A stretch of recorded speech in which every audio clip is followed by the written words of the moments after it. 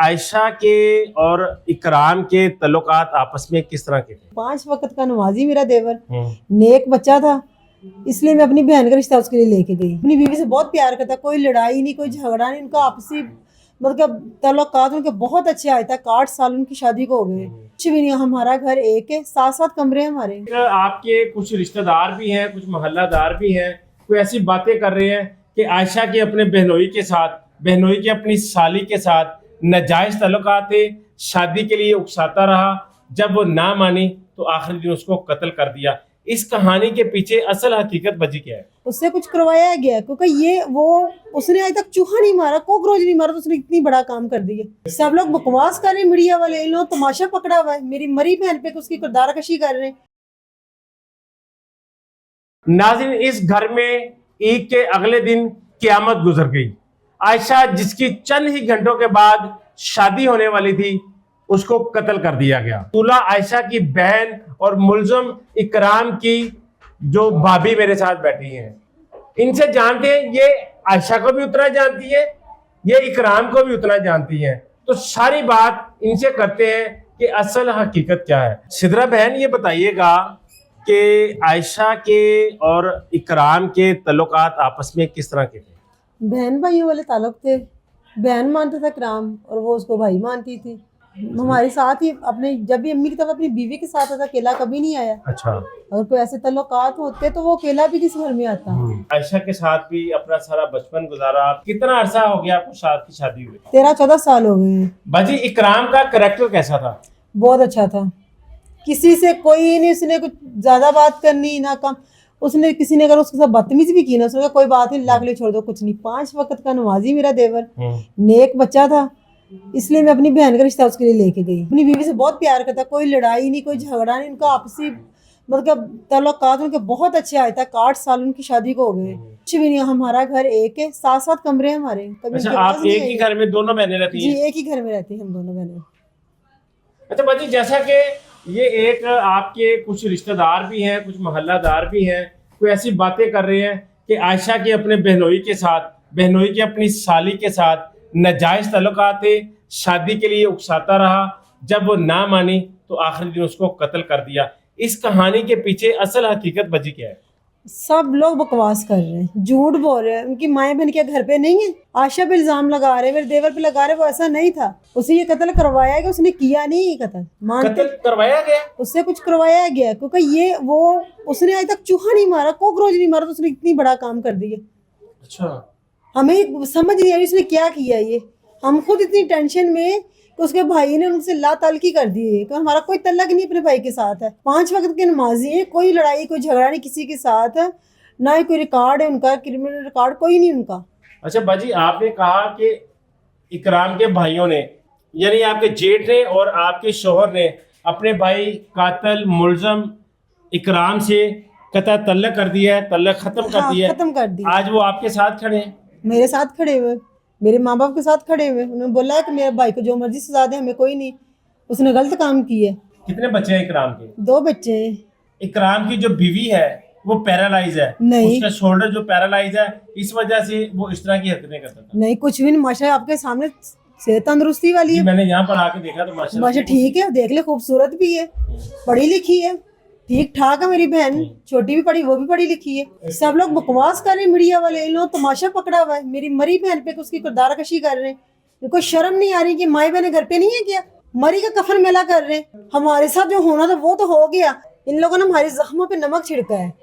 ये लोग ऐसी बातें करके मेरी बहन का आखिरत खराब कर रहे हैं, अपनी आखिरत खराब कर रहे हैं। मेरी बहन की तो चली गई दुनिया से। मेरी बहन बिल्कुल पाक दामन थी, पाक दामन गई है। वो बहुत नेक बच्ची थी, 5 वक्त की नमाजी थी, आज तक उसने गैर मर्द को नहीं देखा।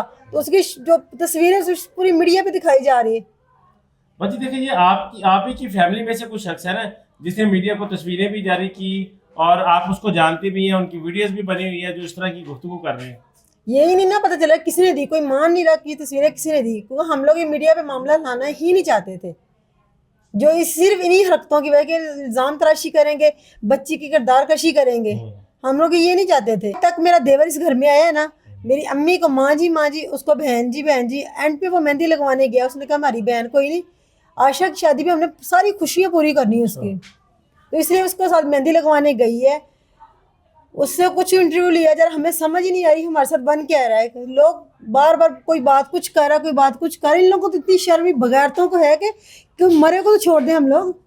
बाजी, एक और पुलिस हिरासत में आपका जो देवर है इकराम, उसने कहा है कि रिश्ते का कोई तनाज़ा था, मेरे इनसे इख्तलाफात थे, मैंने इसी इख्तलाफात पर उसको कत्ल कर दिया। कोई कुछ भी नहीं था, हमें इसको समझ नहीं आ रही उसके साथ कौन मिला, किसी ने ब्लैकमेल करके करवाया है या किसी ने कोई उसने होशोबाज में किया, हमें कुछ समझ नहीं आ रही, क्योंकि हमारी अभी उससे बात नहीं हुई उस लड़के से। तो अगर उसने आज तक, मैंने आपको पहले भी बताया कि उसने कॉकरोच का चूहा तक नहीं मारा, तो उसने इतना बड़ा काम कर दिया, लड़की का कत्ल कर दिया। लेकिन देखिए, आपकी बहन को तो उसने कत्ल कर दिया। वही ना, मेरी बहन को तो कत्ल कर दिया उसने। इसके पीछे कोई ना कोई वजह होगी। वजह की तो समझ नहीं आ रही, कोई वजह नहीं। जब उसको बहन बहन घर में कह रहा, कोई बात ही नहीं हुई ऐसी, आज तक कोई उसकी लड़ाई नहीं, झगड़ा नहीं। माँ जी, भाभी, मुझे खुद माँ कहता था, आपी जी, माँ जी, हम लोग एक ही घर में रहते, सर से दुपट्टा नहीं उतरने देता। अच्छा बाजी, उस दिन जिस दिन आयशा को कत्ल किया गया, मेहंदी की तकरीब थी, उस दिन घर में कैसा माहौल था? आपको कोई इस पर शक था? हमें किसी में कोई शक नहीं था, बड़ी खुशी का माहौल हमारे घर में था। मेहमान आए हुए थे, मेहंदी हुई है हमारे घर में। पहले आशा के ससुराल वाले आए, मेहंदी करके गए हैं, फिर हम लोग मेहंदी करने गए हैं।